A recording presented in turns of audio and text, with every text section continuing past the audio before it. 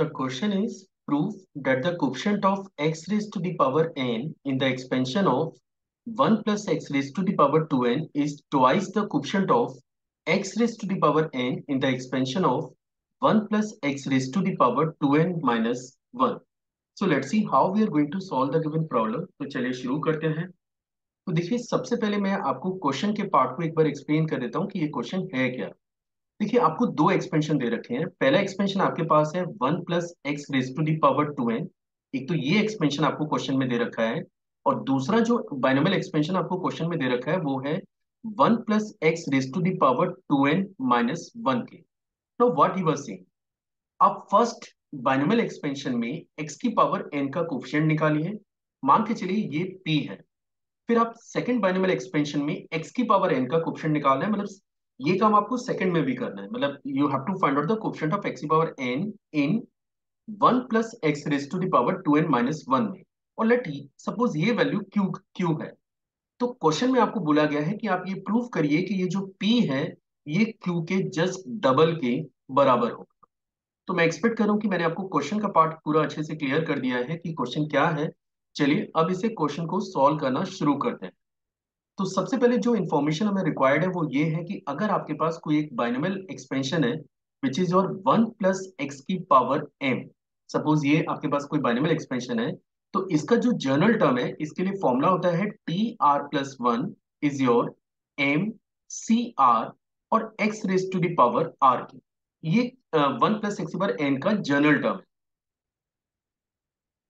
तो आपके पास जो जनरल जो बाइनोमियल एक्सपेंशन मौजूद है वो है 1 प्लस एक्स की पावर 2n। इनकेस अगर मैं इसके जनरल टर्म पे कमेंट करूं तो टी आर प्लस वन ये हमारे पास होगा 2n सी आर और X raise to the power R के। अब क्वेश्चन में जैसा बोला गया है कि अगर आप इसमें x की पावर n का कोफिशिएंट फाइंड आउट करें तो ऑब्वियस सी बात है ये जो पावर है ये आपकी n बननी चाहिए। तो r को अगर मैं n से रिप्लेस करता हूं, r को अगर मैं n से रिप्लेस करता हूं तो ये एक्सप्रेशन बनेगा T N plus one which is your 2n C N और x की पावर n के। और इनकेस अगर मैं यहाँ पे x की पावर n के कोफिशिएंट पे कमेंट करूं तो कोफिशिएंट है ये डाटा, जो कि जैसे कि स्टार्टिंग में मैंने आपको बोला था कि 1 प्लस एक्स की पावर 2n जो है अगर इस बाइनोमियल एक्सपेंशन में x की पावर n का कोफिशिएंट अगर आप निकालते हैं तो आप उसे अभी राइट नाउ p से रिप्रेजेंट कर सकते हैं। तो यहाँ पे मैंने p की वैल्यू पता कर ली है और p हमारे पास निकल के आ रहा है दैट इज 2n। अब एक और बाइनोमियल एक्सपेंशन है which is 1 plus X raise to the power 2n minus 1। और अगेन मुझे सेम प्रोसेस फॉलो करना है, मुझे यहाँ भी x की पावर n के कोफिशिएंट को कैलकुलेट करना है। Again I am just writing the general term for the given binomial expansion, और जनरल टर्म की बात करूं तो ये मेरे पास होगा 2n minus one C R और which is x raise to the power r के।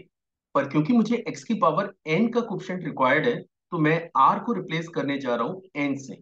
अगर मैं r को n से रिप्लेस करूंगा तो ये बनेगा t n plus one this is your 2n minus one C n और x की पावर n के। अब जैसा कि मैंने कहा था कि आपको 1 प्लस एक्स की पावर 2n माइनस वन में x की पावर n का कोफिशिएंट निकालना है, जो कि हम लोग यहाँ पे फाइंड आउट कर चुके हैं। आप देख सकते हैं कि ये जो वैल्यू है ये आपको मिल रही है 2n minus one C N के। और जैसा कि क्वेश्चन में मैंने स्टार्टिंग में आपको बताया था कि हम लोग इसको रिप्रेजेंट कर देते हैं 2n minus one C N से। अब क्वेश्चन का पार्ट क्या है। क्वेश्चन में हमको ये बोला गया है कि आप ये प्रूव करिए कि ये जो p है ये q के जस्ट डबल के बराबर होगा। तो आप देख सकते हैं कि हमने q की वैल्यू पता कर ली है और q हमारे पास है which is your 2n minus one C N के। ठीक है, तो व्हाट वी आर डूइंग, हम लोग इसमें बोथ साइड 2 से मल्टीप्लाई कर देते हैं, और इनकेस अगर मैं 2 से मल्टीप्लाई करूंगा तो 2q मेरे को मिलेगा 2 into that is 2n minus one C N के। अब एक और प्रॉपर्टी है कि इनकेस अगर आप एनसीआर को ओपन करें तो एनसीआर हमारे पास बराबर होता है factorial n divided by factorial n minus R into factorial R के। तो मैं ये प्रॉपर्टी इस बाइनोमियल कोफिशिएंट में अप्लाई करने जा रहा हूँ। इनकेस अगर मैं इसको अप्लाई करता हूँ तो आप देख सकते हैं कि 2q मेरे को मिलेगा that is 2 into that is factorial 2n minus one, ये आपका न्यूमरेटर का पार्ट है। डिनोमिनेटर में आपको मिलेगा 2n minus one minus N और इंटू फैक्टोरियल n के। अब आप देख सकते हैं कि अगर मैं इसको फर्दर सिंप्लीफाई करूं तो ये बनेगा 2q is your two into that is factorial 2n-1। Denominator में आप इसे लिख सकते हैं factorial n-1 into factorial n के। अब मैं यहाँ पे एक हल्का सा मैनिपुलेशन कर रहा हूँ, और व्हाट आई एम डूइंग, मैं इसके न्यूमरेटर और डिनोमिनेटर दोनों में n से मल्टीप्लाई करने जा रहा हूँ। इनकेस अगर मैं इसके न्यूमरेटर और डिनोमिनेटर दोनों में n से मल्टीप्लाई करूंगा तो 2q आपको मिलेगा। आप इसको फाइनली लिख सकते हैं 2n, ये आपका 2n है। अगला टर्म आपके पास है फैक्टोरियल 2n-1, जो कि मैं एक्सपेक्ट कर रहा हूँ कि आपको समझ में आ ही रहा होगा।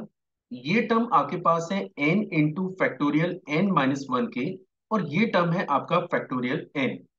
अब एक और प्रॉपर्टी है कि इन इन जनरल अगर आपके पास फैक्टोरियल n मौजूद है तो ये बराबर होता है n इंटू फैक्टोरियल n-1 के। तो आप देख सकते हैं कि अगर मैं इसमें रिवर्स ये प्रॉपर्टी लगाऊं तो ये बनता है 2q इज योर, आप इस एक्सप्रेशन को लिख सकते हैं फैक्टोरियल 2n, क्योंकि अगर मैं फैक्टोरियल 2n को फर्दर ब्रेक करूं तो आप इसे लिख सकते हैं 2n इंटू फैक्टोरियल 2n-1 के। तो मैंने इस पे रिवर्स प्रोसेस फॉलो किया हुआ है, ठीक है। सिमिलरली आप यहाँ पे डिनोमिनेटर में चेक करिए, इसको आप लिख सकते हैं फैक्टोरियल n, और ये भी आपके पास है फैक्टोरियल n के। और ये जो टर्म है अगर आप इसमें बाइनोमियल कोएफिशिएंट की प्रॉपर्टी को यूज करें तो 2q को आप लिख सकते हैं दिस इज योर 2n के। अब आपको चेक करना चाहिए कि इसमें p क्या था, जिसको आपने इस क्वेश्चन में p की वैल्यू एज्यूम किया हुआ है। तो आपको p चेक करना चाहिए कि p आपके पास है 2n के। तो फाइनली मैंने इस क्वेश्चन में ये प्रूव कर दिया है कि ये जो p है this is equal to 2 times of q।